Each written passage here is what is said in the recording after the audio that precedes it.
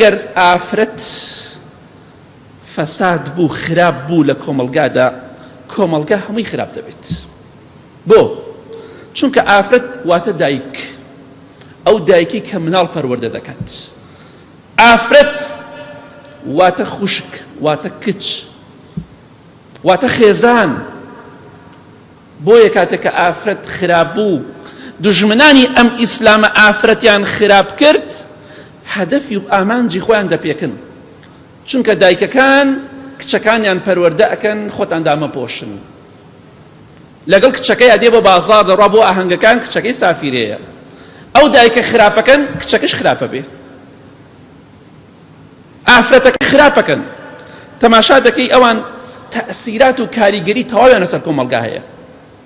ئەوان ئێستا نیوەی کۆمەلگانین، بەڵکو لە نیوەی کۆمەلگا زیاتریشە.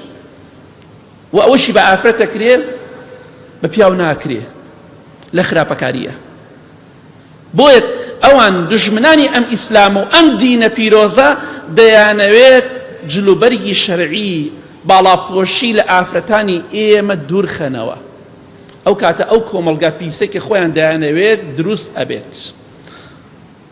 نەک 20 ساڵ لەمە پێش نابێت، کەمترش لە 20 ساڵ کۆمەڵی ئافرەتی بە جلی ناشەرعی و جلی خراپە و هاتنە ئەم شارەوە تەماتەبارانیان کردن. ئێستا کچەکان و خوشکەکان و خێزانەکانی خۆمان ئاوایە. تەماتەباران نەما، ڕۆشت وردە وردە غیرەتمان لێ دەسێننەوە، ئیمانەکەمان لاواز دەکەن. مناڵن تەماتەبارانیان کۆم لەگەڵ ئەوەدانی تەماتەباران کردین، بەڵام بەسمەی کۆمەلگا ئەوە خراپ بوو، هەموو شتێکی بەلاوە ئاساییە. مناڵم بێڕێزی بەرامبەریان کرد، نەسیحەتێک کرێ بکرێ، بەڵام بێڕێزی بەرامبەر هیچ کەسێ نابێ بکرێ. بەڵام بەسمان ئەوەیە کۆمەلگای ئێمە ئەو شتانەی قبوڵ نەکرد، ئێستا هەموو شتێک قبوڵ دەکات، وردە و قبوڵی دەکەین. چونکە ئافرەت ئەگەر خراپ بوو زۆر ترسناکە. پێغەمبەری خوا فەرموویە صلی الله علیه وسلم لە حەدیثێکی صحیح بوخاری موسلیمدا، هیچ فیتنەیەکم جێ نەهێڵاوە بۆ پیاوان زەرەری زیاتر بێ لە ئافرەت. کەواتە ئەمڕۆ مشکیلەکە ئەوەیە، ئێستا تۆ کام خانووی جوانە، کام ڤێلای زۆر ڕاقیە سەیری بکە، کام ساری زۆر گرانبەهایە بای سەتەها دەفتەر بێ، بەقەت ئەم خانووە دۆلار ببینە، بەقەت ئافرەتێک کە جوان بێت تەئسیری لێ ناکات. بۆیە خەتەرە. ئەوانش دەیانەوێت لە ڕێی دایکەکانمانەوە تێکیان بدەن، خوشکەکان و ژنەکانمان تێک بدەن، ئەو کاتە هەدەف و ئامانجی خۆیان بپێکن.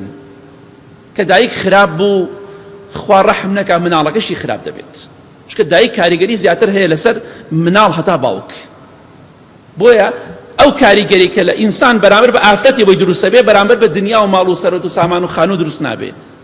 بۆیە ئەوانش دەیانێت ئافرەت خراپکەن و خراپیشیان کردووە و خراپتریشی ئەکەن ئەگەر ئێمە ئاوا